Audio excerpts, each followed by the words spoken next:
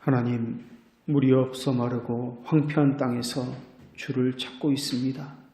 주의 영광과 권능을 보게 하여 주시옵고 심정에 숨겨진 모든 것들이 드러나게 하여 주시옵고 골수와 기름진 것을 먹은 것 같이 우리의 영혼이 주의 말씀으로만 만족하게 하여 주시옵소서.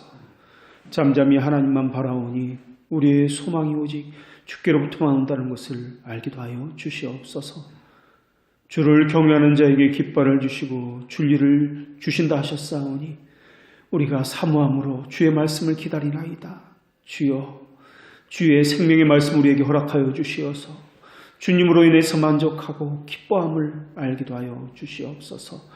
이 모든 것을 예수 그리스도 이름으로 기도합니다. 아멘. 오늘 본문은 믿음의 법은 자랑을 배제한다는 그런 뜻을 가지고 있습니다. 그래서 첫 번째로 나누고자 하는 것은 믿음은 전적으로 행위를 배제한다는 것을 나누도록 하겠습니다. 그리고 두 번째로 믿음은 무상적인 선물이다, 값없는 선물이다 하는 것을 나누도록 하겠습니다. 그리고 세 번째는 그렇다면 믿음을 받은 자는 어떻게 살아야 하는가를 나누도록 하겠습니다. 첫 번째로 믿음은 전적으로 행위를 배제한다는 것입니다. 오늘 본문을 원어로 보면은 자랑할 데가 어디냐, 있을 수 없느니라 라고 말씀하고 있는데 이 말씀은 자랑을 배제한다라는 그런 의미를 가지고 있습니다. 그래서 오늘 본문을 믿음의 법에 있어서 사람의 공로가 들어갈 데가 어디 있느냐라고 반문하는 그런 본문입니다. 그런데 오늘 본문은 로마서 2장 17절과 이어지는 본문입니다. 2장 17절은 이렇게 말씀하고 있습니다. 유대인이라 불리는 내가 율법을 의지하며 하나님을 자랑하며 라는 말씀입니다. 하나님을 자랑한다는 것은 여기서 하나님 자체를 자랑한다는 말이 아니라 하나님께서 자신들에게 주신 민족적인 특권이라든지 자기가 가진 자랑거리를 가지고 의시되는 것과 우쭐댄다라는 그러한 의미입니다. 사실 이것은 오늘 우리에게도 해당되는 말씀일 것입니다. 우리는 개혁교회 다니니까 다른 교회 사람들과는 달라 우쭐거리고 의시될 수가 있습니다. 그러나 하나님께서 우리에게 바라는 것은 의시되고 잘하는 것이 아니라 지금껏 예수 그리스도를 찾았으나 찾지 못하고 탄식하고 있는 사람들, 그들에게 도움을 주는 것입니다. 그리고 우리는 늘 겸손함을 유지해야 할 것입니다. 첫째도 겸손함이요, 둘째의 덕목도 겸손함입니다. 늘 자기를 부인하는 것이 바로 신자의 모습이 됩니다. 자랑을 쏙 다 빼버리고 다 제거해버린 것, 그것을 믿음이라고 이야기합니다. 믿는 것도 믿었다는 뜻이 아닙니다. 수용했다는 뜻입니다. 믿음을 우리에게 적용시키는 분은 성령 하나님이십니다. 그 성령 하나님께서 역사하신 것을 인지할 수 있는 유일한 길이 있는데 그것은 믿음이라는 것입니다. 그래서 중생을 인지할 수 있는 길이 믿음이라는 의미로서 받아들여야 할 것입니다. 믿음이 무슨 힘이 있다거나 능력이 있다는 의미로 받아들여서는 안 된다는 말입니다. 믿음이 내 안에 있다는 것을 알 수만 있다면 성령님께서 내 안에 함께 한다는 것도 알 수가 있습니다. 믿음을 주시는 분이 성령님이기 때문에 그렇습니다. 그렇다면 그것을 어떻게 알 수 있느냐 하는 것입니다. 왜냐하면 중생도 믿음도 하나님의 비밀적 사역이기 때문에 그렇습니다. 우리는 모릅니다. 하나님은 사람에게 구원에 이를 수 있는 합당한 것을 주셨습니다. 그것을 받는 수단을 믿음이다 라고 말을 합니다. 그것을 주실 때 하나님은 순전한 말씀을 듣게 하셔서 그것을 주십니다. 그래서 순전한 말씀을 듣게 하셔서 구원으로 인도해 가십니다. 그래서 신학자 워필드라는 사람은 구원과 관련해서 4가지 질문을 하고 있습니다. 여러분도 답해 보시기 바랍니다. 이 4가지 질문은 우리가 어떻게 해야 구원을 받을 수 있을까 하는 질문입니다. 첫 번째 질문은 이렇습니다. 구원은 인간 스스로 이루는 구원입니까? 아니면 하나님의 은혜를 통해서입니까? 어떤 사람은 하나님의 은혜를 주시면 능치 못할 일이 없어라고 말을 합니다. 또 어떤 사람은 우리가 열심히 하면 하나님의 복을 주실 것이다 라고 이야기합니다. 구원과 관련된 두 번째 질문은 구원은 하나님과 그 사람과의 직접적으로 이루어지는가 아니면 특정한 예식이나 특별한 사람을 통해서 그것이 이루어지는가 하는 질문입니다. 어떤 사람은 목사나 신령한 사람을 통해서 구원을 받을 수 있다고 생각합니다. 또 어떤 사람은 예배나 성례나 기도를 통해서 구원이 이루어진다고 생각을 하고 있습니다. 세 번째 질문은 하나님의 구원이 우리에게 임하신다면 그 은혜는 모든 사람이 받는 것인가 아니면 특정한 사람만 받는 것인가 하는 것입니다. 그리고 네 번째 질문은 예수님을 믿게 되는 것은 인간 스스로의 결단인가 아니면 하나님의 선택에 의해서인가는 질문입니다. 오늘 본문도 마찬가지입니다. 이 네 가지 질문과 마찬가지로 사람의 행위인가 하나님의 은혜인가를 다루고 있는 그런 본문입니다. 믿음 자체로는 의롭게 하는 힘을 소유하지 못합니다. 믿음은 아무런 능력이 없습니다. 단지 예수 그리스도를 받아들이는 용도로만 사용됩니다. 그래서 믿음은 일종의 그릇과 같습니다. 그릇이 중요한 것이 아니라 그 속에 담긴 것 자체가 중요합니다. 하나님의 의는 그러나 믿음으로 말미암습니다. 이 말의 뜻은 그리스도의 의를 얻고자 하는 사람은 자신의 의를 버려야 한다는 말의 뜻을 가지고 있습니다. 중생의 목적은 거룩한 삶을 살게 하기 위해서이지만 자기 행위를 자랑할 수 없게 만드는 능력이 있습니다. 그분의 의를 얻는 것은 자기 자신의 의를 완전히 떨쳐버릴 때야만 가능합니다. 이 말은 믿음은 우리의 자랑이 배제된다는 의미입니다. 이것을 무상적 의다, 값없는 의도, 값없이 받았다라고 말을 합니다.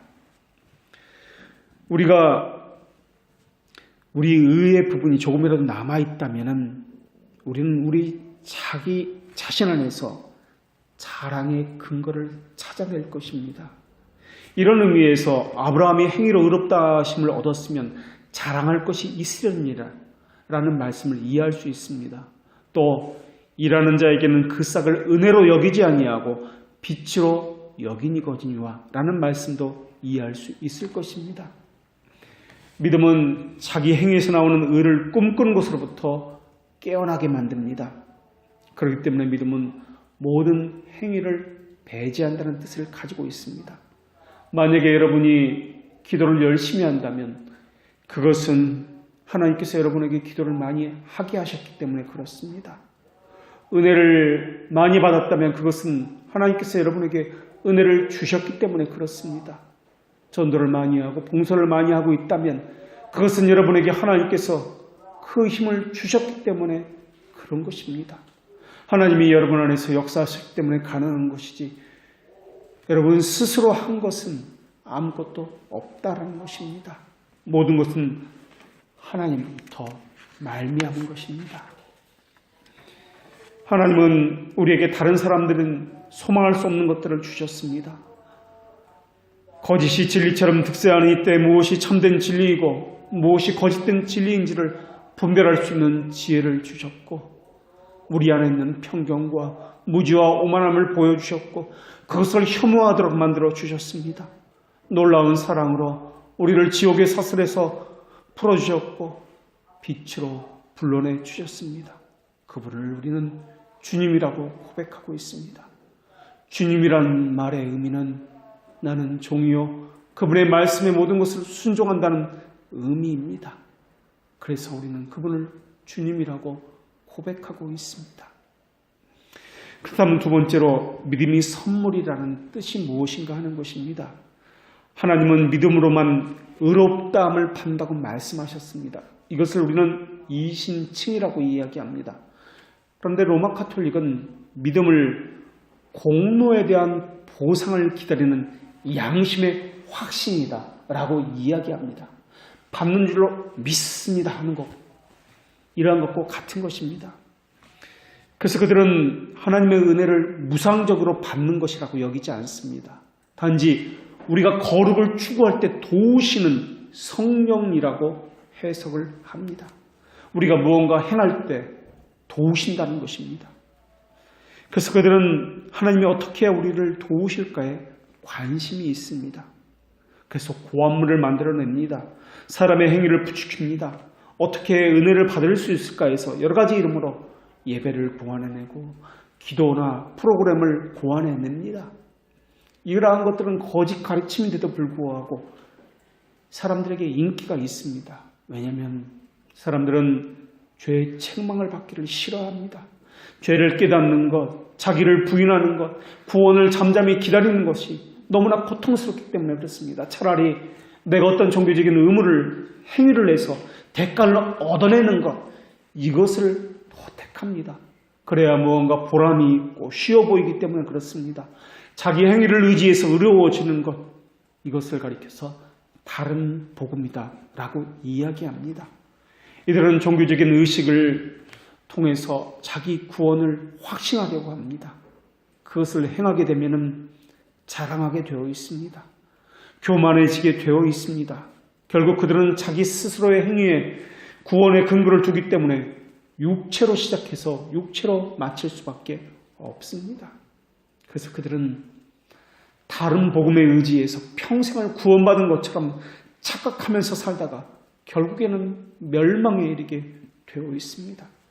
이러한 다른 복음은 교회사 가운데도 나타나는데 431년 에베소회에서 이단으로 정죄받은 펠라기우스 사상이 그 대표적인 것입니다. 또 알미니우스 사상 역시 하나님께서는 사람을 선택하는 능력을 존중한다고 이야기하고 있습니다. 그래서 그들은 말하기를 믿음을 우리에게 주실 때 주시는 이 행위에는 두 가지가 있는데 하나는 주심과 또 하나는 받아들임의 행위로 구성되어 있다라고 이야기합니다. 그래서 주시는 것은 하나님이신데 주어진 그것을 받아들일지 결정하는 것은 우리에게 있다라고 합니다. 그래서 의로움을 믿음과 행위 두 가지로 구성되어 있다라고 그들은 생각합니다. 어떤 사람이 내게 빵을 줄 수 있습니다. 그러나 빵을 주는 행위가 내가 그 빵을 먹는 것과는 다르다는 것입니다. 빵을 주는 것은 할 수 있지만 빵을 먹는 것은 내가 결정한다라는 것입니다. 하나님이 주는 것은 믿음인데 내가 그것을 받는 것을 또한 행위라고 생각합니다. 그래서 그들은 먼저 선자를 써서 선행적 은혜다라고 주장을 합니다. 이것은 로마 가톨릭도 동일하게 주장하는 것입니다. 이것을 가리켜서 세미 펠라기우스라고 부릅니다. 이들은 전적 타락이 아니라 부분적 타락을 이야기합니다. 무언가 사람이 할 수 있다는 것입니다. 천국 보좌를 움직일 수 있는 기도를 할 수 있다는 것입니다. 그러나 이들의 주장은 의인은 없나니 하나도 없다라는 말씀을 전적으로 부정하는 그러한 주장이 될 것입니다. 믿음은 이것과는 반대입니다. 우리 자신에게서 나오는 행위를 자랑으로부터 떠나게 만듭니다. 그리고 하나님의 자비하심과 하나님의 선하심만을 바라보도록 그렇게 명하고 있는 것이 믿음입니다. 하나님은 선행에 있어서 전적으로 결핍된 자들을 불쌍히 보십니다. 그리고 하나님은 하나님 안에서만 은총의 원인을 찾으셔서 죄인에게 다가가서 그 죄인으로 하여금 자신의 비참함을 느끼게 만드십니다. 그래서 그런 다음에 중보자의 필요성을 느끼게 하셔서 하나님의 자비하심을 깨닫게 하는 방식으로 믿음을 부어주시고 구원으로 인도해 가시는 것입니다. 그 사람으로 하여금 자신의 행위를 부정하게 만듭니다. 구원에 있어서는 오직 그분의 자비하심에만 전적으로 의존하게 만드시는 분이십니다. 그것을 체험적 신앙이라고 이야기하고 다른 말로는 믿음의 체험이다 라고 부르는 것입니다. 이 체험을 지속적으로 맛본 사람은 자신이 하나님과 화해되었다는 것을 깨닫게 됩니다. 그리고 죄들이 용서받았다는 확신을 갖게 됩니다. 그러면서 자신이 하나님 앞에 의롭다 여겨졌다는 깨닫게 되고 구원의 확신을 갖게 되면서 마음의 평안을 갖게 되는 것입니다. 그래서 성경에서는 믿음을 하나님의 선물이라고 이야기하는데 이것은 인간의 행위를 배제했다라는 의미로 사용되고 있습니다. 그런데 어떤 사람은 믿음을 선물이라고 이야기하면서도 자기 스스로 자유의지를 사용해서 의지를 정해서 그리스도를 믿는 것이라고 그렇게 생각합니다. 믿음이 하나님의 선물이라는 뜻은 그런 뜻이 아니고 믿을 의지도 하나님이 주셨다. 믿게 되는 행위도 하나님이 주셨다라는 의미입니다. 복음의 약속은 의를 행위에 연결시키지 않고 하나님의 자비하심과만 연결시킵니다. 그런데 무상적이라는 것은, 값없이라는 것은 공짜라는 의미가 아닙니다. 은혜는 공짜라는 뜻이 아닙니다. 영원이라는 말이 시간의 개념이 아니고 헛된 사색에 빠지지 말라는 의미인 것처럼 무상적 은혜라는 것은 무한하고 영원하고 측량할 수 없다는 그런 뜻입니다. 그래서 무상적 의미라는 것은 세 가지 뜻을 가지고 있는데 첫째는 인간의 상상력을 포기하라는 뜻입니다. 하나님의 영이라는 말은 우리가 상상력과 이해력으로 하나님을 알 수 없다는 의미와 마찬가지인 것처럼 무상적 은혜라는 것도 우리의 상상력을 뛰어넘는 은혜라는 의미라는 것입니다. 두 번째로 무상적 은혜라는 뜻은 측량할 수 없다라는 뜻입니다. 우리가 전도서를 볼 때 헛되고 헛되다라는 말씀을 많이 접하게 됩니다. 전도서에서 헛되다는 말의 뜻은 허무주의를 의미하지 않습니다.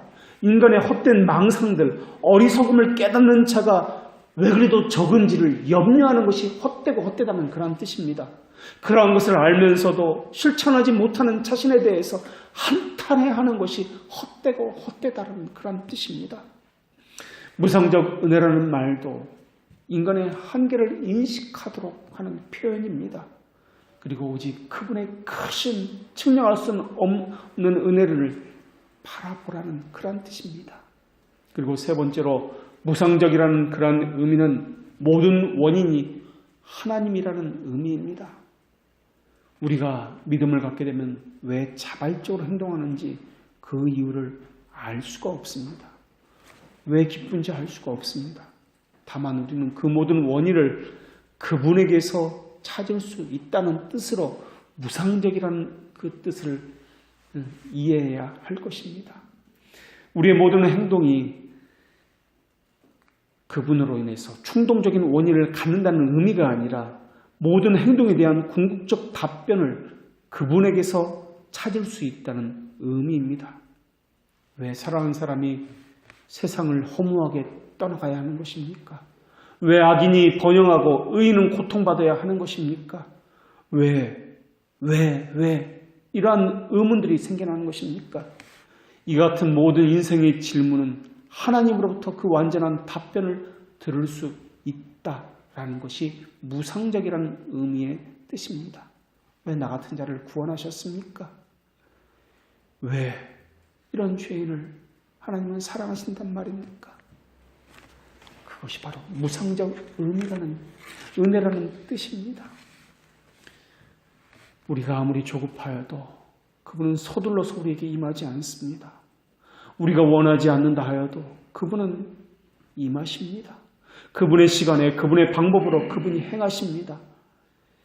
사실 하나님은 우리의 선행을 귀하게 보아주시는 분이십니다. 그 이유는 우리의 죄를 보시지 않고 선함만을 보시기 때문에 그렇습니다. 그러나 우리의 선함이 완전하고 고귀해서가 아닙니다. 마치 부모가 그 자녀의 잘하는 것을 바라보는 것과 같은 것입니다. 완전하지 않습니다. 너무나 부족합니다. 그러나 자녀가 부모를 기쁘게 하려는 그 모습 자체 때문에 그 부모는 기뻐하는 것입니다. 아브라함이 행위로 의롭다 여김을 받은 것이 아니라는 것을 증명하기 위해서 아브라함과 언약을 맺은 이후에 430년 후에야 율법이 선포되었다는 것을 우리는 기억해야 할 것입니다. 이것은 이를 아니할지라도 경건치 아니하는 자를 의롭다 하시는 이를 믿는 자에게는 그의 믿음을 의로 여기신다는 말씀에서 분명히 알 수 있습니다.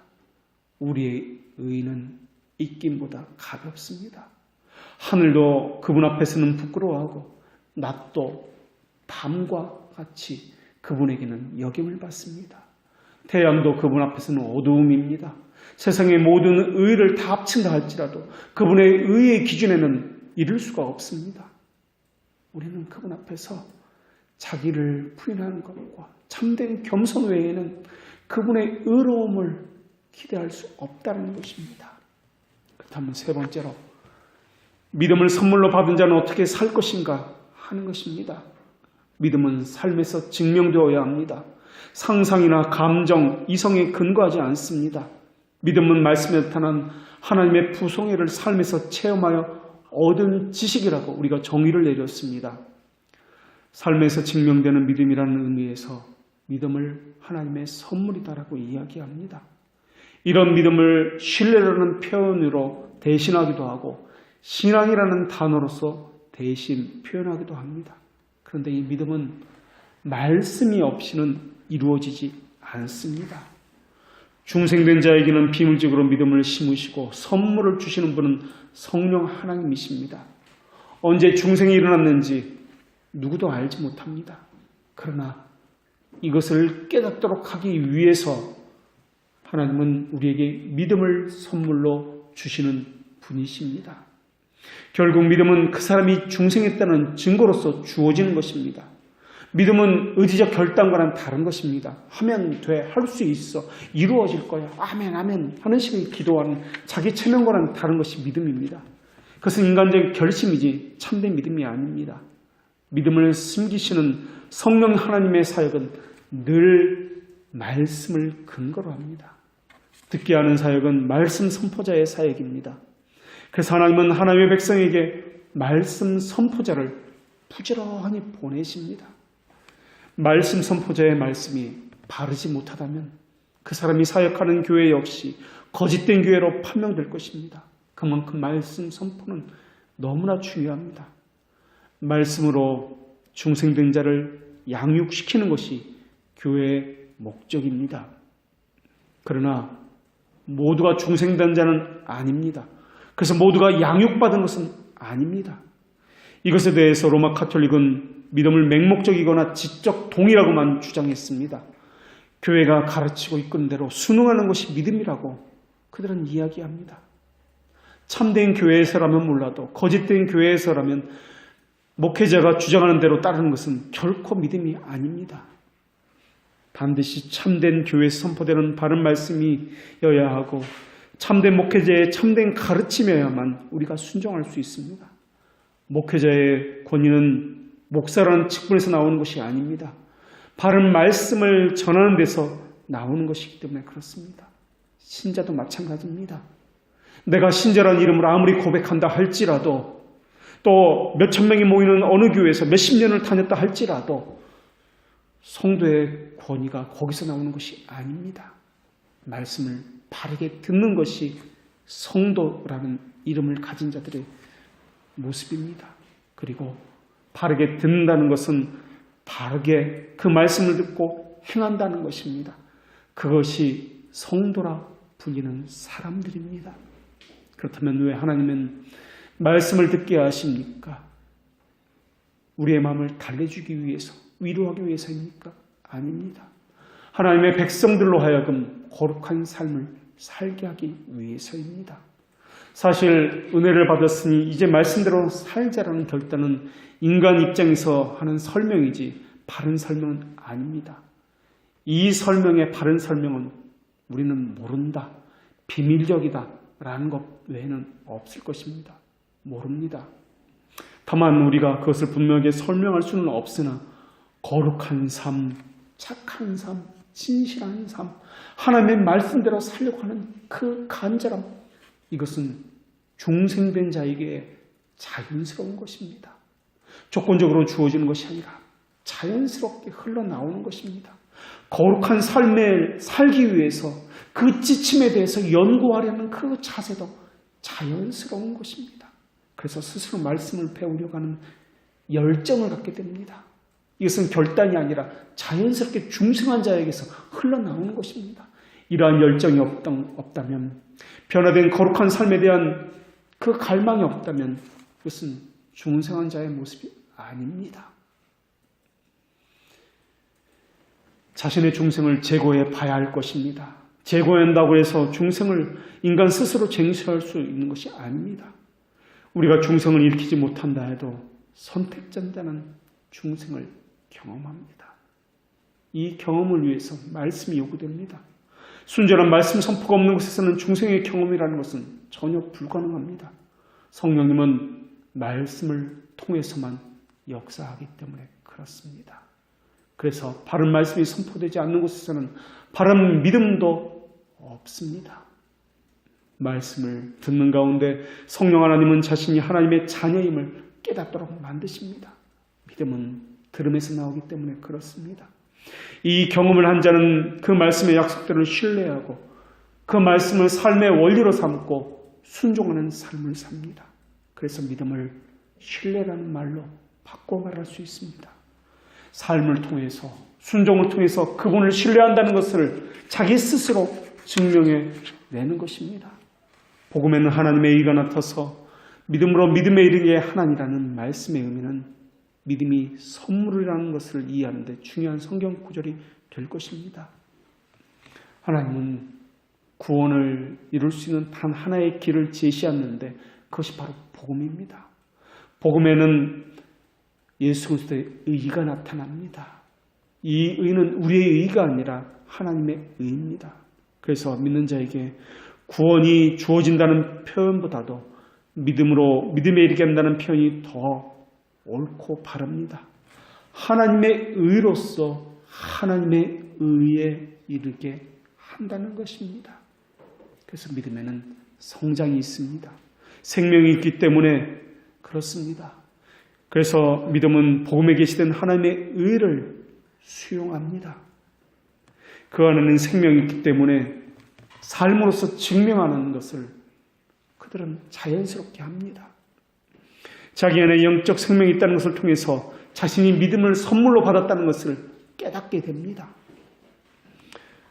그래서 그 사람은 어떤 경우에도 내게 일어난 상황보다도 보이지 않는 하나님의 섭리를 신뢰합니다.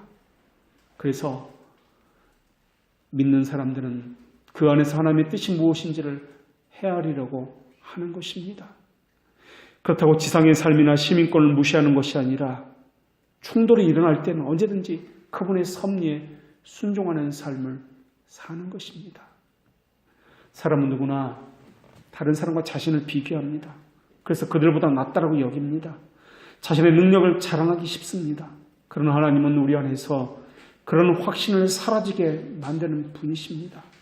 그래서 자비롭고 의로우신 예수 그리스도를 바라보는 것 외에는 우리 안에는 소망이 없다는 것을 깨우치십니다. 하나님만이, 예수 그리스도만이 우리의 자비요 소망입니다. 중생한 자는 믿음을 소유한 자입니다. 믿음을 소유한 자는 소망을 가집니다. 중생한 자는 지생에 살아갈 때 소망을 놓지 않고 잃어버리지 않습니다. 그래서 믿음을 가진 자는 소망을 잃어버리지 않기 때문에 항상 기도를 생활화합니다. 믿음을 가진 자에게 기도는 필연적이기 때문에 그렇습니다. 기도는 하나님과 교통이요 하나님의 뜻을 내 삶에서 순종하기 위해서입니다. 기도는 소망을 가진 자의 표시이기 때문에 그렇습니다. 내일 우리에게 무슨 일이 일어날지 우리는 알 수 없습니다. 그렇다고 허무주의자나 낙관주의자처럼 살아가는 말이 아닙니다. 원하든 원하지 않든 우리에게 무슨 일이 일어나든 대응할 자세를 갖추라는 뜻입니다. 염려하면서 살아가는 것이 우리가 아니라 모든 일이 그분에게 달렸다는 것을 인정하면서 신뢰하면서 살아간다는 뜻이 기도한다는 뜻입니다. 믿음을 받은 사람은 그렇기 때문에 회개의 삶을 살아갑니다. 믿음도 회개도 중생도 성령 하나님의 사역이기 때문에 그렇습니다. 내게 믿음이 있다는 것을 어떻게 알 수 있습니까? 내게 회개하는 것을 보니까 내가 믿음이 있구나, 중생한 자이구나, 의롭다함을 받았구나 라는 것을 깨닫게 되는 것입니다. 그래서 신자의 삶은 회개의 삶입니다. 회개의 삶을 사는 거 보니까 내가 믿음이 있구나, 중생한 자이구나 라는 것을 깨달을 수 있게 되는 것입니다. 회개의 삶이라는 것은 감정의 충동을 받아서 눈물을 흘렸다는 뜻이 아닙니다. 여기에는 율법적인 회개와 복음적인 회개가 있습니다.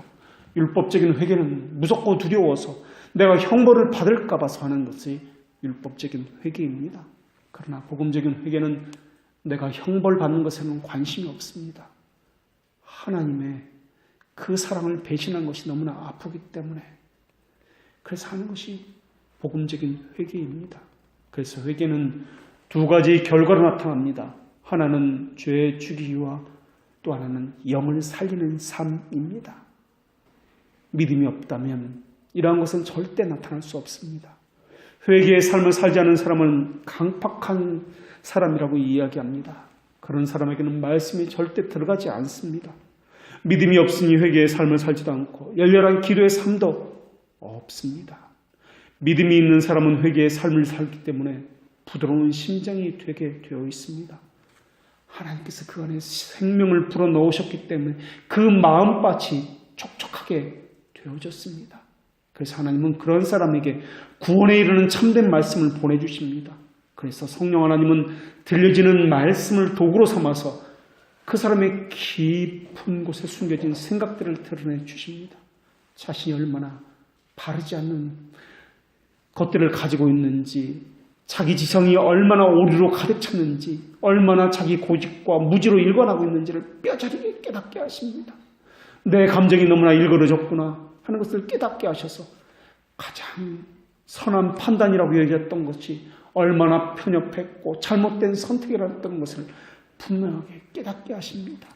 말씀을 도구로 그러한 일들을 행하시는 분이 하나님이십니다. 예수님이 하신 최초의 복음 선포도 회개하라 라는 선포였습니다.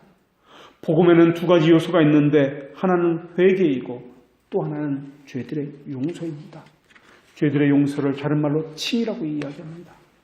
이 죄들에 대한 용서가 성경 66권에 게시된 핵심적인 메시지입니다.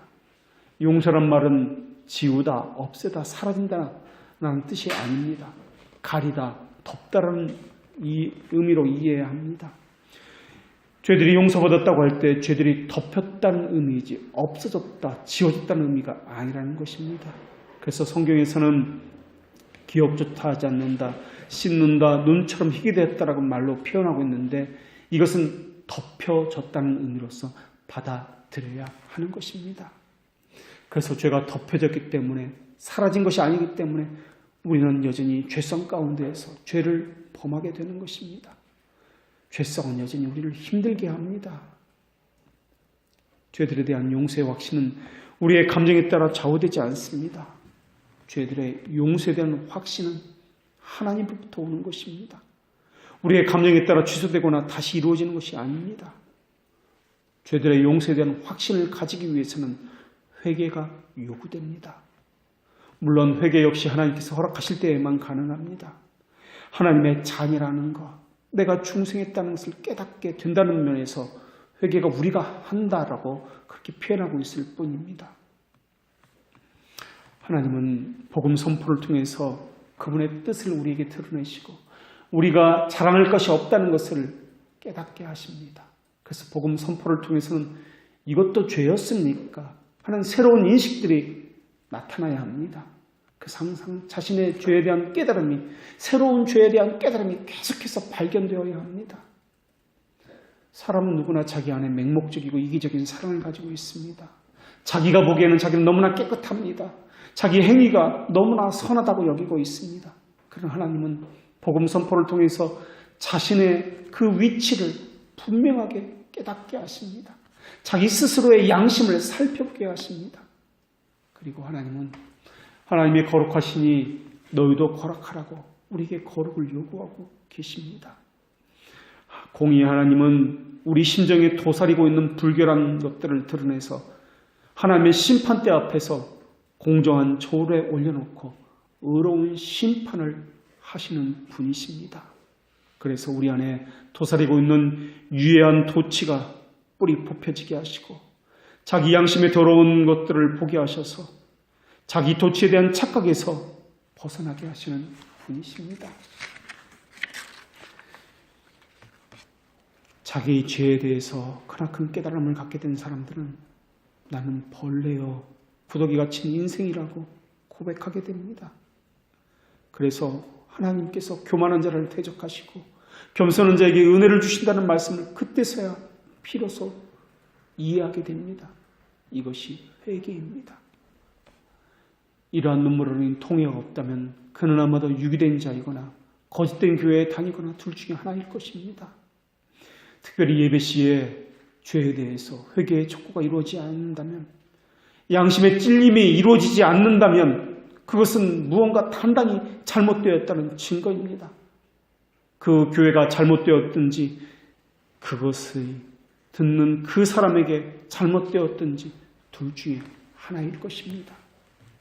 사람들은 자기 도취에 빠져서 무한한 오류의 착각 속에 살아가고 있습니다.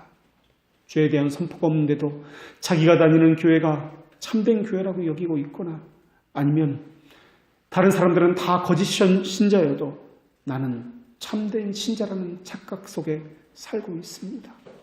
그러나 하나님은 유기된 자에게는 그들이 가진 거짓 믿음에 정확하게 들어맞는 합당한 목자를 만나게 하십니다.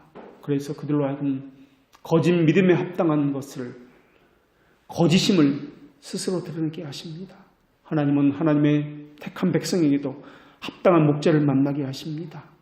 그래서 하늘로부터, 하늘 법정에서 분명한 심판의 징고로 그것을 삼습니다.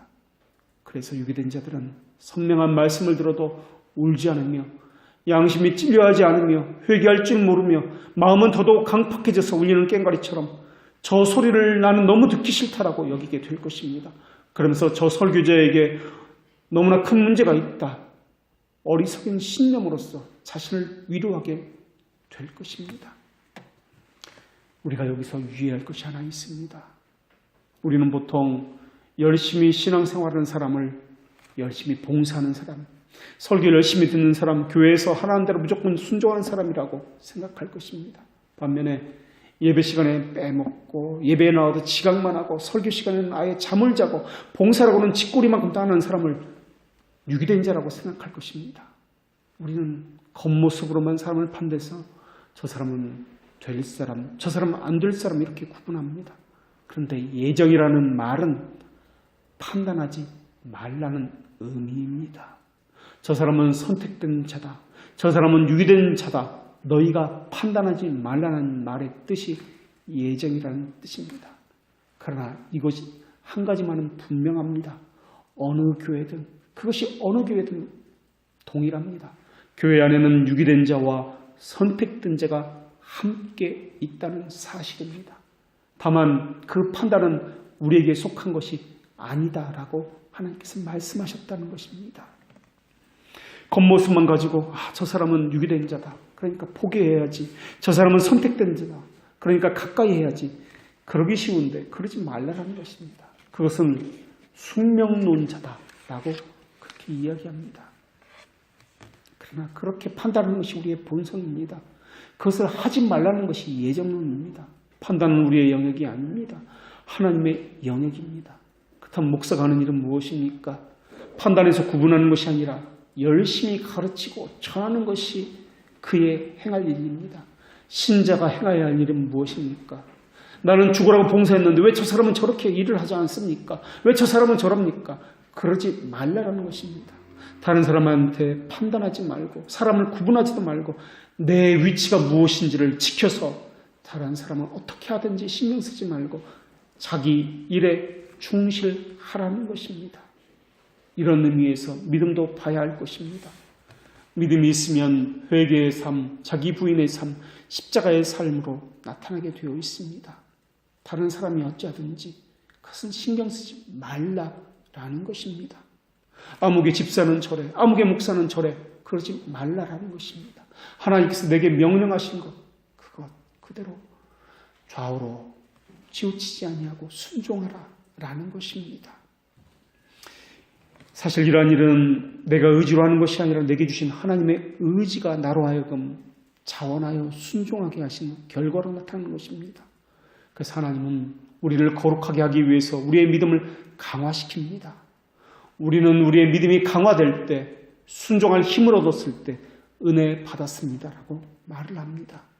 은혜 받았다는 것은 거룩한 삶을 살게 될 수 있게 되었다라는 것입니다.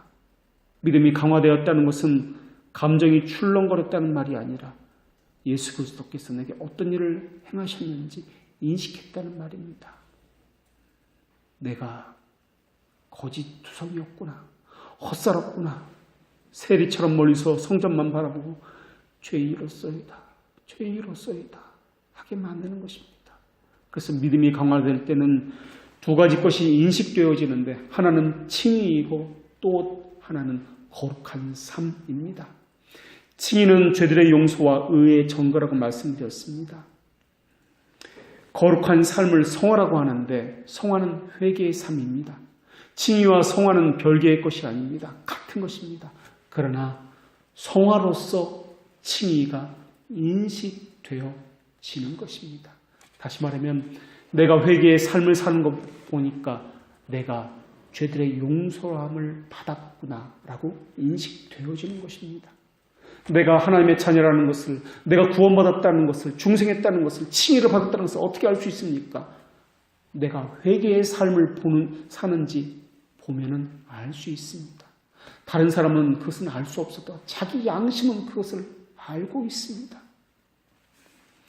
죄 죽이기는 죄를 혐오하는 것이고 영살리기는 의를 향한 열렬한 갈망이라고 말씀드렸습니다. 그런데 이 죄 죽이와 영살리기는 완전을 이야기하는 것이 아닙니다. 애절하게 갈망하는 것, 소망하는 것을 이야기합니다.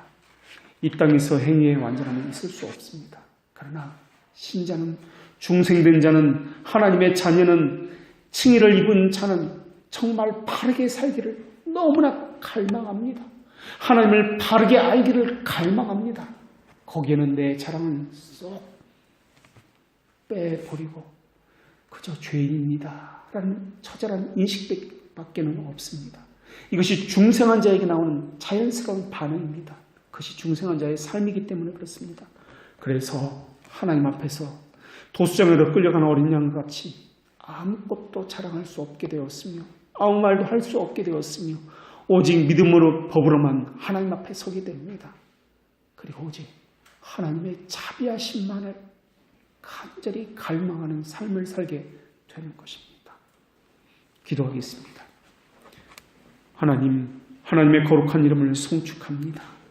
하나님의 분노의 잔을 우리에게 거두어서 어린 양에게 쏟으셨고 그분으로 하여금 멸시를 받게 하셨고 버림받은 것처럼 여기신 그분을 우리는 감사함으로 찬양합니다. 우리 안에 생명을 주셨음을 또한 감사합니다.